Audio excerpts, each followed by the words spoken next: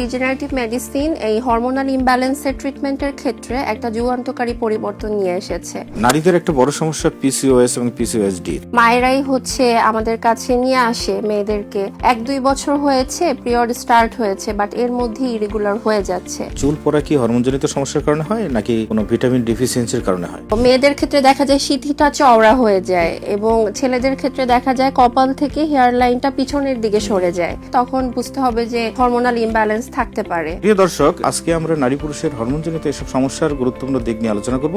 এই আলোচনা করতে আমাদের স্টুডিওতে বরাবরের মতো একজন সম্মানিত অতিথি আলোচক আছেন। তিনি হচ্ছেন ডক্টর তানজিন রশিদ তন্নি। ছোট একটা ইমব্যালেন্সও কিন্তু পুরো বডির মেকানিজমকে এফেক্ট করতে পারে। মানসিক চাপ কিন্তু অনেকের বেড়ে গেছে। আমরা অনেক স্ট্রেসের মধ্যে থাকি, ফলে ঘুম হয় না। দেখা যায় স্লিপিং পিলের উপর ডিপেন্ডেন্ট হয়ে যায়, বাট এই ওষুধগুলো আসলে একটা সময়ের পরে আর কাজ করে না এবং এগুলোরও অনেক ধরনের সাইড এফেক্ট থাকে।